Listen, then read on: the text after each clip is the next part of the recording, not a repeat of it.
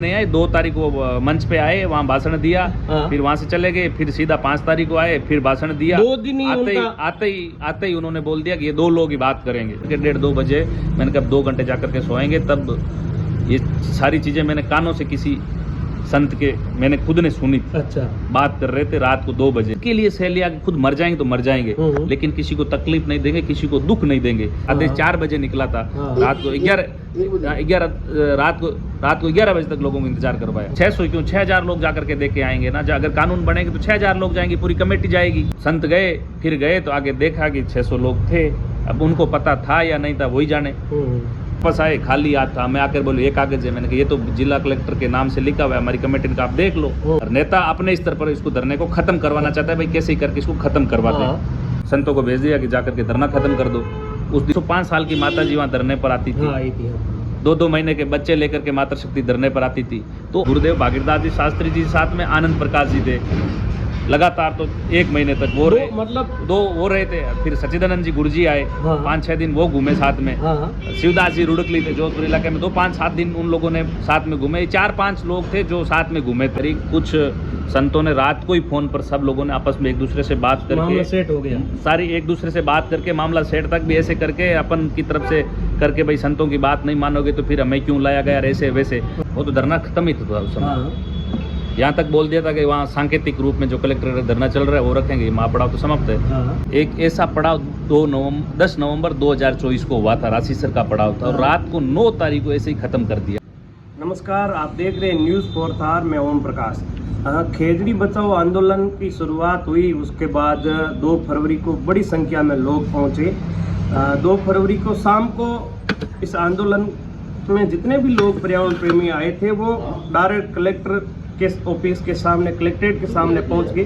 वापस से सुभाष जी और ये टीम सारी आई और लोगों को उस धरने स्थल पर लेके गए। लेकिन एक वीडियो सबसे ज़्यादा वायरल हुआ।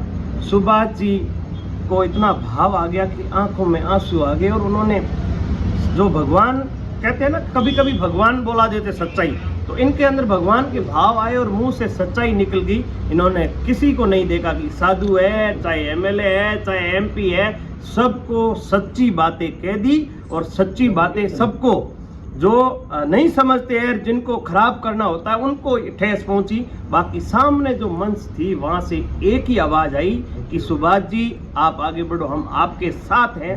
तो उस चीज को सुभाष जी आप कैसे देखते हो? एक मोड़ ऐसा आया कि आप भावुक हो गए। आपको क्या लगता है कि जिस समय आप भावुक नहीं होते और वो शब्द नहीं बोलते तो ये आंदोलन किस दिशा में जाता?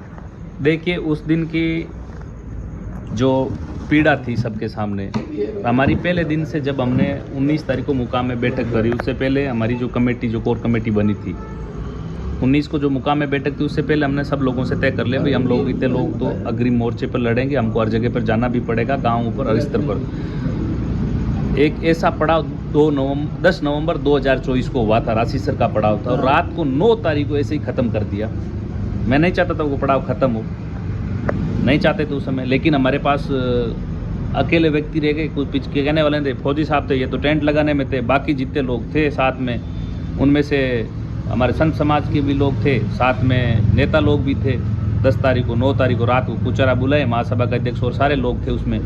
बोल मुख्यमंत्री जी को वहाँ खड़ा करवा के सामने बोला भाई ये लोग आए हैं, इनको कानून बना। मुख्यमंत्री जी ठीक है मैं बनाता हूँ। तो अब लोगों ने कहा भाई इनको धरने को समाप्त कर दो, करना नहीं। हमने कहा भाई आप कल वहाँ घोषणा कर देंगे, वहाँ आपकी कोई अधिकारी को भेज देना, लोग आ रहे हैं, तैयारी हो गई, लोगों ने बसें कर ली, सब कुछ कर ली।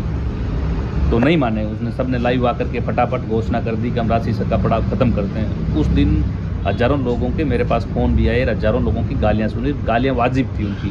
हमने गांव-गांव यात्रा निकाली, सब कुछ किया, 1 महीने से ज़्यादा घूमे, और हजारों की संख्या में पेड़ कट रहे थे। लगातार 6 महीने से हम वहाँ जंगलों में पड़े थे, वो पीड़ा मन में थी। उसके बाद में लगातार पेड़ कट रहे थे, हम भाग दौड़ कर रहे थे, जिला बंद हो रहे थे, सब जगह जा रहे थे, पेड़ कटते रुक नहीं रहे।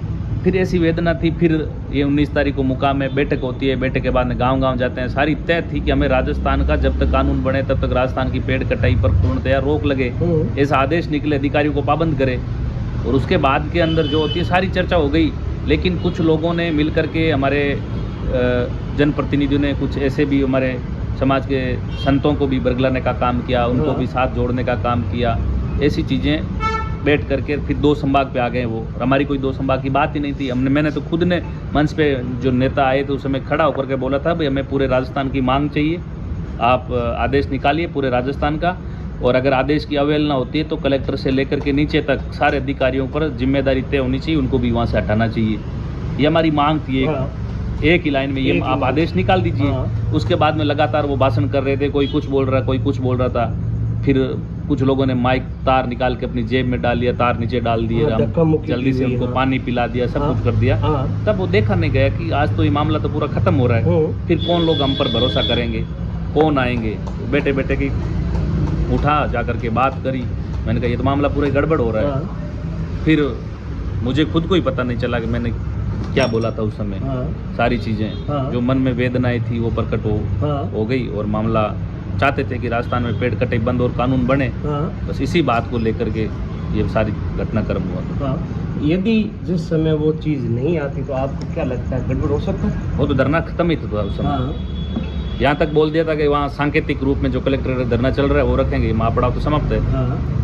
फिर लाखों लोग आए, लोगों ने 70 घंटे पानी नहीं पिया। मैं खुद आमरण अनशन पर था, मैंने खुद ने खाना नहीं खाया। मैंने तो 1 तारीख से नहीं खाया था, 1 तारीख से व्यवस्था में थे, 2 तारीख का वो पूरा दिन कार्यक्रम चला तब नहीं खाया, फिर सीधा आमरण अनशन पर आ गए। तो खाना तो मैंने 6 दिनों से नहीं खाया था, लगातार 60-70 घंटों से पानी भी नहीं पिया था, लगातार तबीयत भी खराब और ज़्यादा बोलना भी नहीं हो पर मेरा सारा